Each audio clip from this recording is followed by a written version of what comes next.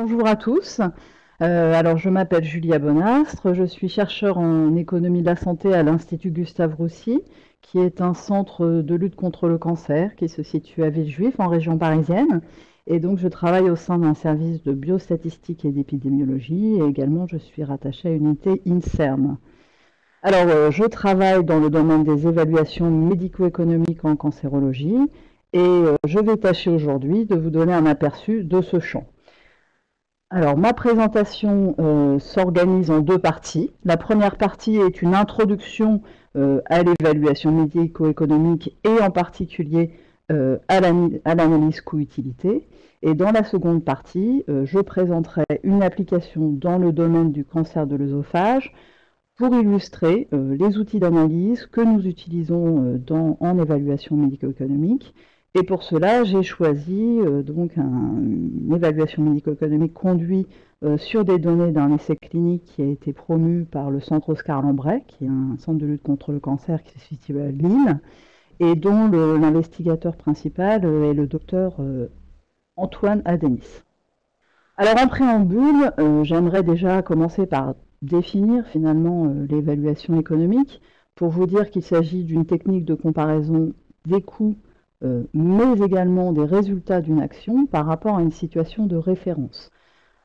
Alors ce calcul économique, comme on l'appelle, il vise à promouvoir l'efficience. L'efficience, ça se définit comme la meilleure efficacité au meilleur coût dans l'utilisation des ressources entre plusieurs actions alternatives, puisqu'on va, dans ce séminaire en tout cas, se situer dans un cas où les ressources sont rares et on va tâcher de les allouer au mieux entre plusieurs alternatives possibles. Et le dernier point sur lequel je souhaite insister est que l'approche économique n'est pas une approche financière et comptable, en ceci que justement, elle s'intéresse aux résultats de l'action à évaluer et non pas uniquement à ses coûts. Alors, l'évaluation économique se rencontre dans plusieurs domaines de la sphère publique. Elle a pour objectif d'apporter de la transparence pour rendre des comptes aux citoyens en légitimant l'action publique. Son objectif principal, c'est d'établir des priorités ou d'aider, d'aider à établir ces priorités en matière de politique publique dans un contexte de rareté des ressources, comme je viens de le dire. Et c'est également d'introduire de la cohérence dans les choix publics, puisque on va développer une action au détriment d'une autre qui ne sera pas mise en œuvre. Et le calcul économique doit permettre d'objectiver et de rendre plus cohérent ces décisions.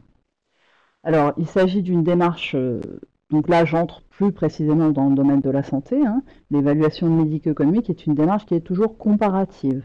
On va comparer une nouvelle stratégie de santé à une stratégie de référence sur la double dimension des coûts et des résultats de santé, en s'intéressant au différentiel de coûts et au différentiel de résultats entre les stratégies.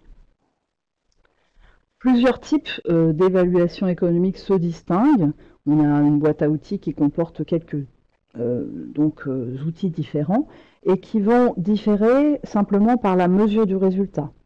Alors, le premier type d'analyse médico-économique, c'est l'analyse coût-bénéfice, qui est utilisée assez largement dans d'autres domaines, mais assez peu en santé, et dans lequel, cette fois, le résultat de santé va s'exprimer en termes monétaires. Le deuxième type d'évaluation économique, c'est l'analyse coût-efficacité, qui est assez répandue et connue, où là, le résultat de santé va s'exprimer en termes physiques. Par exemple, ça pourrait être le nombre d'années de vie, et on s'intéressera alors à un critère de résultat qui est le coût par année de vie gagnée. Aujourd'hui, je vous présente un exemple sur l'analyse coût-utilité. Dans ce cas, le résultat de santé est exprimé en Quality Adjusted Life Years, les fameux QALY, et je vais vous décrire abondamment dans cette présentation de quoi il s'agit. Enfin, le dernier type d'évaluation économique est un cas un petit peu particulier, où on va s'intéresser à deux stratégies de santé qui ont des résultats équivalents, et auquel cas, on ne va comparer que leurs coûts. Alors, l'analyse coût-utilité est particulièrement adaptée dans des cas où on veut évaluer des stratégies de santé qui ont un impact à la fois sur la durée de la vie et sur la qualité de vie. Son fondement est qu'une année de vie en pleine santé n'est pas équivalente à une année de vie dans un état de santé dégradé. Et on va chercher à pondérer les années de vie par cette qualité de vie dégradée. Donc ces coefficients de pondération, qu'on appelle des scores d'utilité et qui vont être attachés à des états de santé particuliers, expriment en fait des préférences des individus à l'égard de différents états de santé. Donc c'est ce qu'on appelle des mesures de préférence. Le QALY s'est imposé depuis maintenant une bonne vingtaine d'années. Les premiers à l'avoir utilisé sont les Britanniques, dans le cadre de leur agence sanitaire qui est le NICE, et qui utilisent ce critère de résultat pour comparer différentes actions de santé.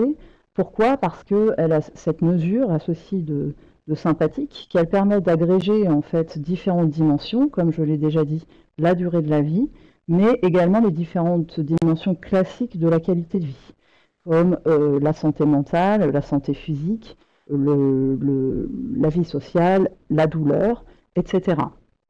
Donc il s'agit d'une mesure qu'on appelle générique et qui permet donc de mesurer des gains en santé et de pouvoir utiliser cette même métrique d'un domaine à un autre, donc quels que soient les domaines thérapeutiques ou diagnostiques, mais également quelles que soient les populations.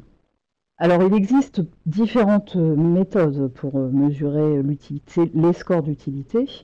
Aujourd'hui, je vais vous en présenter une qui s'appelle le questionnaire EQ5D, qui est en fait un index d'utilité multi-attributs qui est préscoré. Alors je vais expliciter ce que cela veut dire. En fait, il s'agit d'un questionnaire qui comporte uniquement 5 questions, donc qui est très simple. Ces 5 questions portent sur la mobilité, l'autonomie, les activités courantes, les douleurs ou la gêne et l'anxiété-dépression. Pour chacune de ces 5 questions, 3 modalités de réponse sont possibles. Soit le patient n'a aucune atteinte, soit il a une atteinte modérée, soit l'atteinte est sévère, et dans ce cas, c'est le niveau 3. Alors une valeur d'utilité attachée à un état de santé est généralement une valeur qui est comprise entre 0 et 1. 1 représentant la parfaite santé, 0 représentant la mort, et plus la valeur d'utilité est élevée, meilleur est l'état de santé. Alors à partir de l'EQ5D, comment s'obtient la valeur d'utilité? Tout simplement en combinant la réponse apportée au questionnaire par un patient, ce qui va définir un état de santé EQ5D, on va voir dans la suite des diapositives comment cela se présente, et une valeur d'utilité préétablie pour cet état de santé précisément décrit par le patient, mais cette valeur d'utilité est comme une valeur de référence qui est en fait issue d'une étude de valorisation qui a été menée en population française au préalable sur un échantillon représentatif de la population française. Et donc on parle de value set, et il existe un value set pour les différents pays européens, mais également américains, chaque pays ayant ses valeurs de référence. Alors voilà comment se présente le questionnaire EQ5D. Donc vous pouvez retrouver ici les 5 questions et les 3 niveaux. Donc l'état de santé qui a été coché par le patient, là correspond à un état de santé dans lequel il n'y a pas de problème pour la mobilité, pour lequel il y a un problème modéré pour l'autonomie de la personne pour se laver et s'habiller, et aucune autre limitation sur les 3 autres dimensions. Donc c'est un état de santé qu'on appelle 1, 2, 1, 2, 1, 1, 1, qui reprend en fait les modalités de réponse aux 5 questions. Et dans la table, dans ce value set français, la valeur d'utilité correspondante est de 0,788. Donc on va dire 0,8 qui représente finalement un état de santé qui est assez peu dégradé puisqu'il n'y a une atteinte que sur l'autonomie. Et donc un coefficient de 0,8 finalement on se rapproche de 1, ça reflète exactement ça. Donc dans l'analyse coût-utilité, on reprend le graphique de tout à l'heure, mais cette fois en le personnalisant, en le focalisant sur l'analyse coût-utilité, on voit comparer 2 stratégies, une nouvelle stratégie à une stratégie de référence, en comparant le différentiel de coût d'une part, mais également le différentiel de Quality Adjusted Life Years, donc des QALY, entre les 2 stratégies. Et ce qu'on utilise alors, c'est un ratio coût-utilité, et ce ratio coût-utilité se définit par le différentiel de coût moyen rapporté au différentiel de QALY moyen pour calculer ce qu'on appelle le coût par QALY. Et ce coût par QALY, finalement, qu'est-ce qu'il représente? Il représente le coût supplémentaire que l'on va devoir consentir pour obtenir une année de vie supplémentaire en parfaite santé, hein, puisque le QALY, finalement, c'est cette métrique. Alors, une fois qu'on a notre ratio coût-utilité, ou coût-efficacité, il va falloir pouvoir l'interpréter.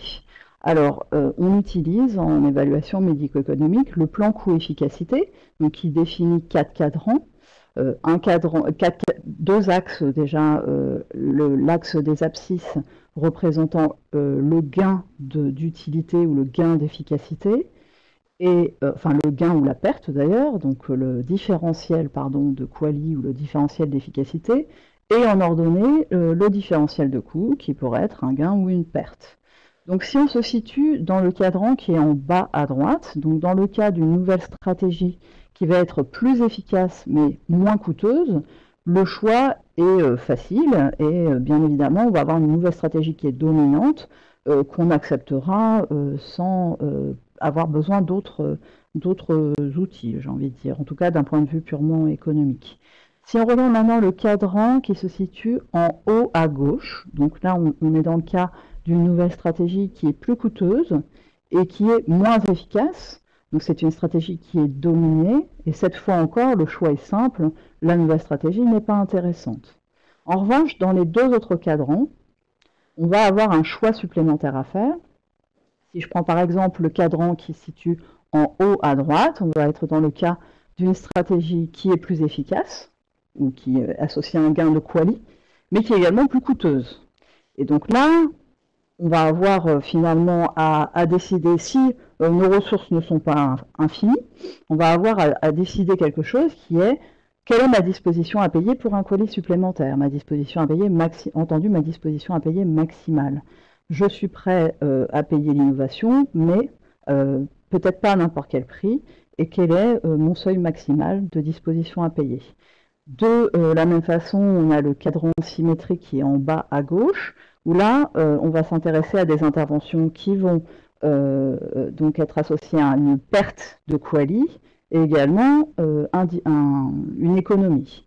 Donc ce cadran, il n'est pas inintéressant. Évidemment, il ne colle pas avec l'idée qu'on se fait de l'innovation, mais en revanche, pour des stratégies, par exemple, de désescalade thérapeutique, dans des domaines où on est déjà très très bon, on va pouvoir de temps en temps avoir intérêt à accepter une légère perte de QALY ou d'efficacité, si par ailleurs on peut réduire de manière importante les coûts. Voilà, donc ça c'est le cadre un petit peu finalement dans lequel on raisonne une fois qu'on a le ratio coût-efficacité. Alors j'en viens maintenant à l'exemple que j'ai choisi d'analyse coût-utilité. Donc là mon objectif c'est plutôt effectivement de vous présenter les méthodes plus que l'étude en elle-même, mais je trouvais que c'était plus facile au travers d'un exemple. Donc l'exemple que j'ai choisi, il se situe dans le domaine du cancer épidermoïde métastatique de l'œsophage.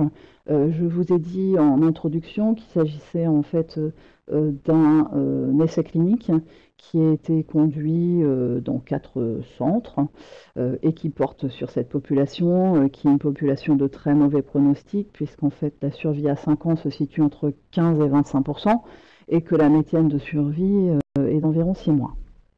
Donc dans ce domaine, la chimiothérapie est couramment utilisée dans cette indication, en dépit pourtant de l'absence de preuve de son bénéfice clinique. Néanmoins, beaucoup de médecins sont quand même convaincus de cette efficacité, et ce qui rend finalement difficile de conduire un essai qui compare la chimiothérapie à l'absence de chimiothérapie ou donc aux soins de support. Alors c'est pourquoi l'essai clinique E10, qui est donc l'essai sur lequel l'analyse coût-utilité s'est fondée, a comparé en fait une stratégie d'interruption de la chimiothérapie chez des patients non progressifs après 6 semaines de traitement, qui ont donc eu une chimiothérapie initiale qui va être interrompue ou qui va être poursuivie en fonction du bras dans lequel le patient est randomisé. Il s'agit d'un essai de phase 2, dont l'objectif principal était le taux de survie global à 9 mois. Et parmi les objectifs secondaires figurait la survie sans progression, la qualité de vie, mesurée par une échelle spécifique qu'on utilise en cancérologie, qui est un questionnaire développé par le ERTC, qui comporte donc 30 questions spécifique à la cancérologie, et de plus un module spécifique au cancer de l'œsophage qui s'appelle EOS 18. Et également parmi les objectifs secondaires de ce protocole, l'analyse coût-utilité, sur laquelle nous allons entrer plus en détail. Donc ici, vous avez le design de l'essai. Donc vous voyez qu'en fait, les patients ont tous été inclus dans le cadre de leur traitement par chimiothérapie pendant une durée de 6 semaines. Donc 90 patients ont été inclus, au bout des 6 semaines, les patients étaient randomisés s'ils étaient non progressifs, et donc 67 patients ont pu être randomisés en 2 groupes. Un groupe où la chimiothérapie était continuée, pour 34 patients, et un groupe pour lequel la chimiothérapie était interrompue, donc pour 33 patients. Alors cette chimiothérapie, elle était interrompue, mais on verra par la suite qu'en cas de progression, elle pouvait être également reprise. Alors les principaux résultats cliniques de l'essai ont montré une survie globalement similaire entre les 2 groupes, une meilleure survie sans progression, et un impact, même s'il était modéré, sur la qualité de vie, avec une amélioration du temps jusqu'à détérioration définitive de la qualité de vie sur des symptômes spécifiques au cancer de l'œsophage, dont j'ai dit quelques mots précédemment. Pour ce qui est de l'analyse coût-utilité, donc nous avons recueilli des données dans le cadre de l'essai E10, et donc l'analyse coût-utilité a comparé la poursuite de la chimiothérapie à son interruption, et en évaluation médico-économique, il importe aussi de définir un horizon temporel. Donc nous, notre horizon temporel, il était de 18 mois. Il importe également de définir la perspective d'évaluation qui va en fait définir le champ des coûts que l'on mesure et la façon dont on les valorise, la façon dont on les calcule. Donc la perspective qu'on a utilisée dans cette étude est la perspective de l'assurance maladie obligatoire en France. Ensuite, donc, nous avons utilisé les données individuelles, donc collectées pour chaque patient dans l'essai, pour calculer les coûts médicaux directs et pour calculer non pas les QALY, mais les CALM, qui sont en fait des Quality Adjusted Life Months, parce qu'on était sur un horizon temporel beaucoup plus court, avec des différentiels assez petits entre les stratégies, comme on le verra. Donc on l'a exprimé en CALM. Alors, ce qu'on recueille finalement dans l'essai, ce sont des consommations de ressources. Les consommations de ressources médicales, en l'occurrence, quelles sont-elles? Elles sont bien sûr toutes les séances de chimiothérapie que les patients ont reçues, mais également toutes les hospitalisations entre le moment où le patient est randomisé et jusqu'aux dernières nouvelles. Ça peut être aussi des traitements par radiothérapie.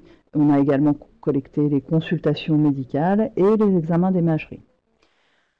Pour calculer les Quality Adjusted Life Months, nous avons utilisé, comme je vous l'ai présenté précédemment, ce fameux questionnaire EQ5D qui était administré ou qui devait être rempli par le patient à la randomisation et ensuite toutes les 6 semaines. Alors, je présente ici en fait la façon, la méthode que nous avons utilisée pour calculer les Quality Adjusted Life Months, donc qui sont le nombre de mois de vie pondérés par l'utilité. Donc pour calculer en fait ce nombre de CALM, nous avons utilisé la méthode de survie partitionnée qui consiste en fait à définir des états de santé successifs. Ici nous en avons considéré deux états de santé pour lesquels l'utilité ou la qualité de vie, si vous voulez, associée à ces états de santé est attendue comme étant différente. Donc ici nous avons considéré un premier état de santé qui est le temps avant la première progression, et un second état de santé qui est le temps passé après la première progression. Donc pour chacun de ces états de santé, finalement, il faut calculer le temps moyen dans chacun de ces états à partir des courbes de Kaplan-Meier, restreintes à un horizon temporel de 18 mois, et il faut également être en mesure de disposer d'une valeur d'utilité associée à chacun de ces états. Donc pour la valeur d'utilité, nous avons bien sûr cherché à exploiter les réponses au questionnaire EQ5D par les patients. Je présenterai un peu plus tard, il n'est pas rare qu'en la matière, il y ait beaucoup de données manquantes, et c'est pourquoi nous avons utilisé cette méthode de survie partitionnée. Donc ce que nous avons fait, c'est que pour chacun des patients, nous avons utilisé la moyenne des questionnaires disponibles avant la progression et la moyenne des questionnaires disponibles après la première progression. Parce que bien évidemment, tous les questionnaires n'étaient pas remplis toutes les 6 semaines pour tous les patients, loin de là. Voilà, donc c'était une façon d'utiliser au mieux l'information individuelle. Et ensuite, au niveau de l'échantillon, nous avons fait la moyenne par bras de traitement des valeurs d'utilité avant la première progression. Et nous avons, pour le second état, calculé en revanche une moyenne commune aux 2 bras, parce qu'une fois que le patient progressait, il n'y avait pas de raison que sa qualité de vie soit différente. Alors, dans l'analyse coût-utilité, bien sûr, il y a quelque chose qui est très important, c'est de prendre en compte l'incertitude. Alors, classiquement, hein, c'est comme dans le domaine des analyses cliniques, on calcule des intervalles de confiance. Alors, on a également un outil supplémentaire qui s'appelle la courbe d'acceptabilité, dont je vais dire plusieurs que je vais expliquer en fait. Et donc, cette courbe d'acceptabilité et ces intervalles de confiance sont obtenus par une technique de rééchantillonnage qui s'appelle la technique du bootstrap. Donc, nous avons tiré au sort 1000 échantillons bootstrap stratifiés sur le bras traitement.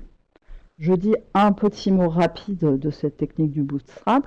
Donc, on considère finalement notre essai initial, notre échantillon initial E10, qui est un échantillon X de taille N, depuis lequel on va retirer au sort avec remise B échantillon bootstrap, comme si finalement l'essai E10 était reconduit B fois, mais en faisant un petit peu varier la population de l'essai par le fait que certains patients sont tirés avec remise.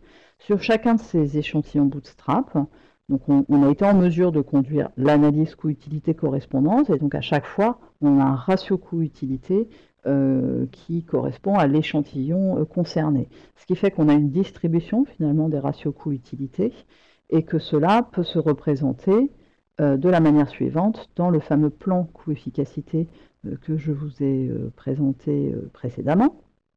Donc là, vous n'en avez qu'un morceau, vous avez le cadran supérieur, enfin en haut à droite, dans un cas dans lequel on a un différentiel de quali positif et un surcoût, mais donc un différentiel de coût positif. Voilà, donc les B couples quali, delta coût, sont ainsi représentés, et en retirant les valeurs extrêmes, on peut ainsi calculer un intervalle de confiance. Alors, ce qu'on utilise également en évaluation médico-économique pour représenter l'incertitude, c'est la courbe d'acceptabilité. Alors, la courbe d'acceptabilité, c'est quelque chose en fait qui se déduit, qui se calcule à partir du plan coût-efficacité que vous avez pour un exemple ici en bas à gauche. Et donc, en fait, cette courbe d'acceptabilité, elle va faire intervenir la disposition à payer, donc la disposition à payer maximale pour un quali, et en se demandant finalement comment la probabilité d'être coefficace évolue en fonction de ce seuil de disposition à payer. Je m'explique. Donc soyons dans un cas où on a 1000 échantillons ou B échantillons bootstrap en bas à droite. Finalement, tous les points qui sont coefficaces se situent sous la droite dont la pente est le seuil de disposition à payer lambda. Cette droite qui traverse, qui passe par l'origine du plan coefficacité. Et donc la probabilité d'être coefficace, finalement, c'est la proportion des points qui sont sous la droite par rapport à l'ensemble des points. Et vous voyez, quand on fait pivoter, quand on change finalement le seuil de disposition à payer, ça revient à augmenter la pente de cette de droite, et qu'on va avoir au fur et à mesure de plus en plus de points qui sont coefficaces. Et donc ça se représente par le schéma qui est en bas à droite et qui retrace en fait cette probabilité d'être coût-efficace en fonction du seuil de disposition à payer. Donc si on prend sur ce graphique la disposition à payer qui est comprise entre 20 000 et 30 000 livres sterling, qui est le seuil utilisé par les Anglais, on voit sur ce graphique que la disposition à payer se situe entre 50% et, pardon, qu'on voit que la probabilité d'être coefficace se situe entre 50% et 60%. Alors, le ratio coût-efficacité incrémental ou ratio coût-utilité incrémental n'est cependant pas toujours facile à interpréter si on n'a pas le nuage de points sous les yeux. Pourquoi? Parce que finalement, Si le ratio a un signe négatif, ça peut être tout aussi bien parce que son numérateur est négatif ou que son dénominateur est négatif.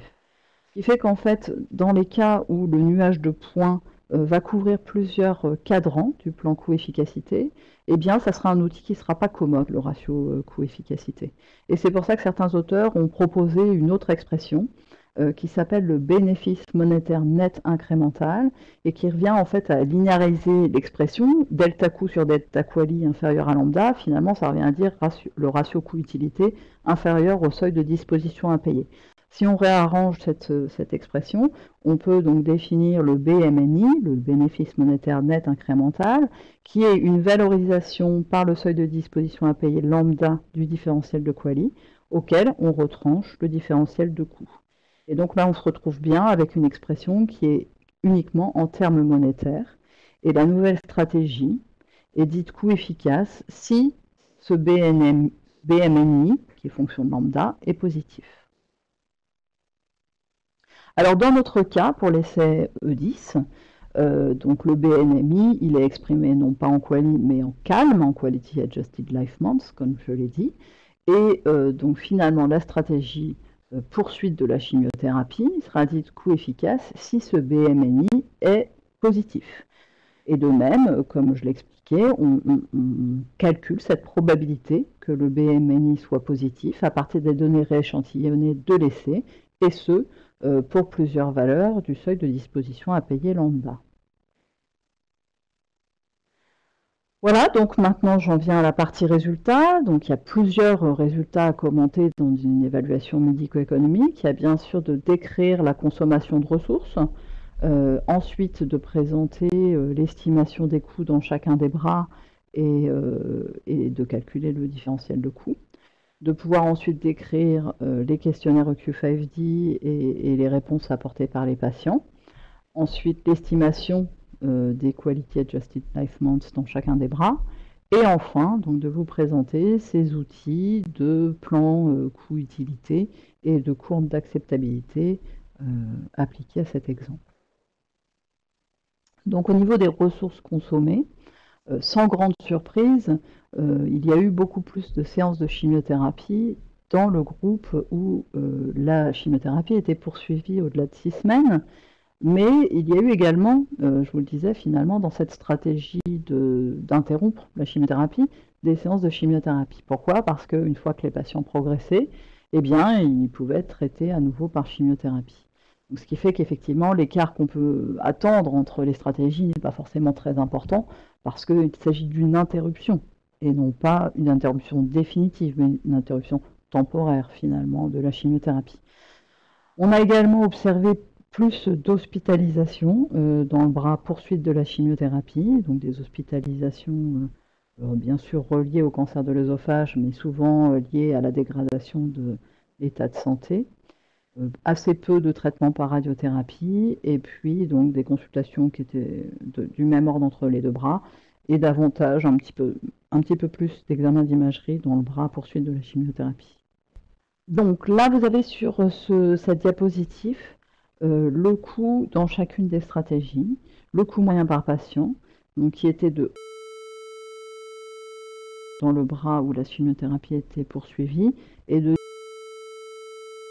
dans le bras où la chimiothérapie était interrompue.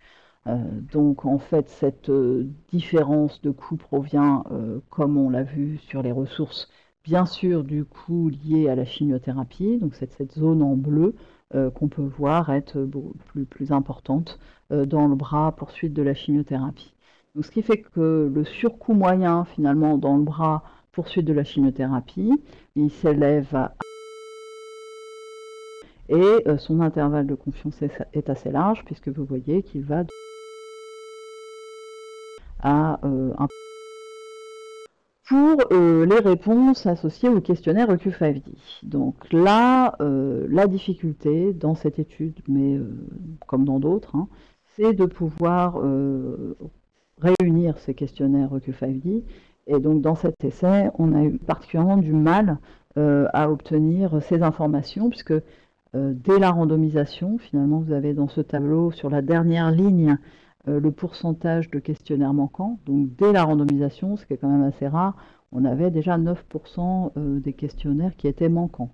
Et puis après, au fur et à mesure que l'essai a avancé, effectivement, le nombre de questionnaires manquants était important. Et puis surtout, assez rapidement, le nombre de patients à risque diminue, quoi. Donc d'où cette réflexion qu'on a eue de pouvoir utiliser cette méthode de survie partitionnée pour quand même utiliser au mieux l'information qui était disponible et d'avoir une dimension individuelle, mais quand même avec un grand nombre de données manquantes. Alors pour les questionnaires qui ont été retournés, la chose qu'on peut remarquer finalement, qu'on peut dire de ces questionnaires, c'est que les dimensions qui sont plus touchées sont en fait les dimensions de douleur et gêne et d'anxiété-dépression. Que ce soit au démarrage, à la randomisation, et puis finalement tout au long de l'étude. C'est particulièrement sur ces dimensions que la santé ou que l'état de santé est déclaré dégradé, c'est-à-dire rapportant à un niveau d'atteinte 2 ou 3 sur le questionnaire EQ50. Alors, ensuite, concernant les résultats de santé. Donc, les résultats de santé, qu'est-ce que c'est? Je vous l'ai dit, c'est l'évaluation du temps dans les différents états de santé pondérés par ces valeurs d'utilité pour calculer les Quality Adjusted Life Months. Donc, le nombre de mois de survie sans progression ou sans décès était plus élevé dans le bras poursuite de la chimiothérapie, puisqu'on était à 7,18. Et il était de 4,77 dans le bras où la chimiothérapie était interrompue, c'est-à-dire un gain de temps, un gain de 2,4 mois de survie sans progression ou décès. Là, la survie globale, en revanche, était similaire. La valeur d'utilité moyenne qui a été calculée par bras pour l'état avant première progression était de 0,75 dans le bras poursuite de la chimiothérapie et de 0,83 dans le bras interruption de la chimiothérapie, ce qui donne en fait une désutilité de moins 0,07 liée au fait que les patients reçoivent ou pas une chimiothérapie qui peut avoir des effets secondaires. Et ensuite la valeur d'utilité dans l'état après progression, cette fois qui était calculée les deux bras confondus, était de 0,70. Donc tout cela, quand on combine toutes ces données-là, on arrive à une estimation du nombre moyen de Quality Adjusted Life Months de 8,15 dans le groupe poursuite de la chimiothérapie et de 8,32 dans le bras interruption de la chimiothérapie, c'est-à-dire une perte de moins 0,17 Quality Adjusted Life Months, avec là encore un intervalle de confiance qui est large, et ce pourquoi on doit en passer par le plan coût-efficacité et la courbe d'acceptabilité pour mieux apprécier cette incertitude. Donc vous avez ici représenté le plan coût-efficacité ou coût-utilité, avec en abscisse le différentiel de Quality Adjusted Life Months et en ordonnée le différentiel de coût par patient.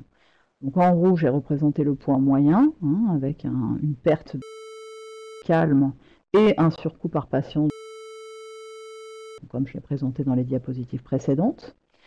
Et ensuite, donc, ce que j'utilise ici, c'est également le bénéfice monétaire net incrémental. Pourquoi? Parce que, comme on le voit, le nuage de points, il couvre et il rend donc l'utilisation du ratio coût-utilité peu commode. Et donc on préfère cette métrique qui est le BMNI, que l'on calcule de manière classique pour un seuil de disposition à payer de 50 000 euros par quali. Mais enfin, bon, on va le voir sur la courbe d'acceptabilité, on fait varier ce seuil. Toujours est-il que pour un seuil de disposition à payer maximal de 50 000 euros par quali, le BNMI il s'élève à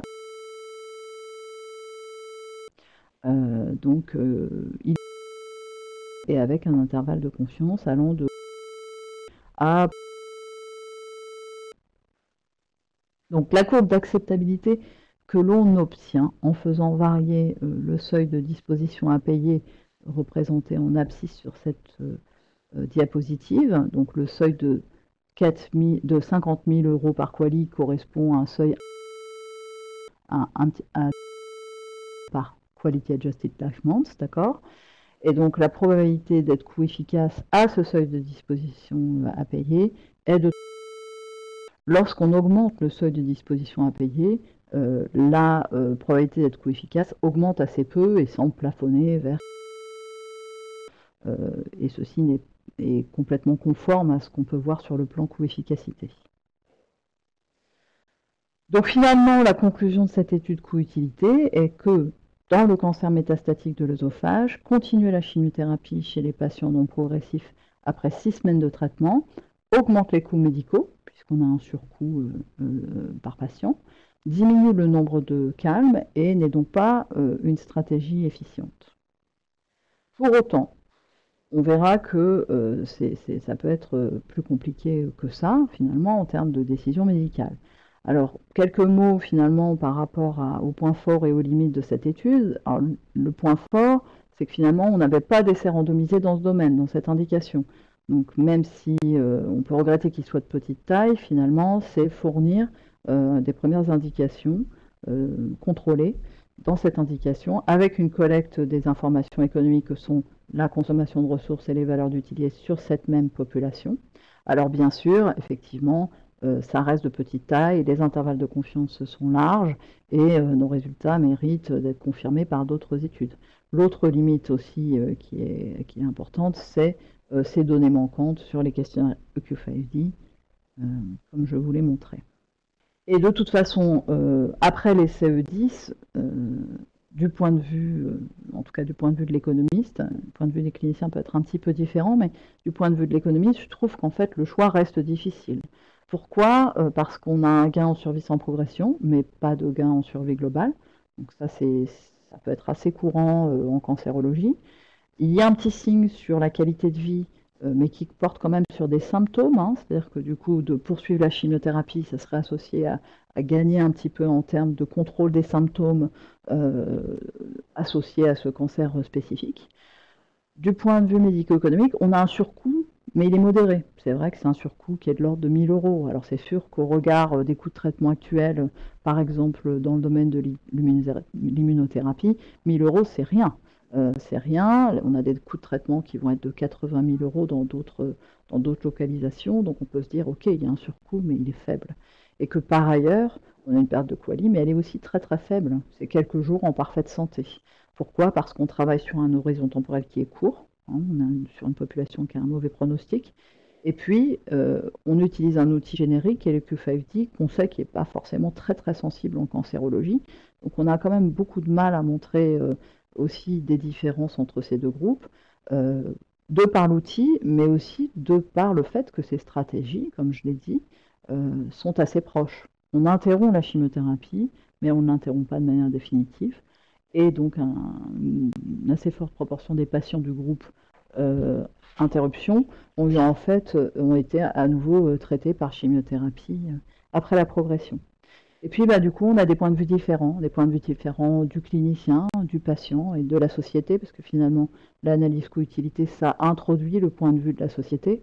Je ne vous ai pas raconté comment ces valeurs d'utilité d'un value set sont obtenues, mais elles sont obtenues, je vous ai dit qu'elles étaient obtenues en population générale, et donc c'est bien des préférences, elles expriment bien des préférences de la population française par rapport aux états de santé auxquels on s'est intéressé.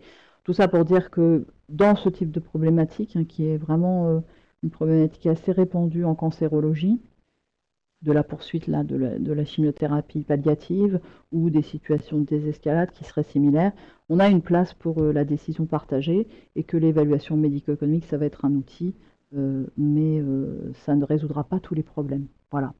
Donc j'ai terminé. Ma dernière diapositive donne des références bibliographiques sur l'évaluation médico-économique et plus particulièrement sur les évaluations qui sont conduites à partir des données individuelles d'essais randomisés. Et j'espère que ça vous donnera envie de creuser davantage ce champ. Merci.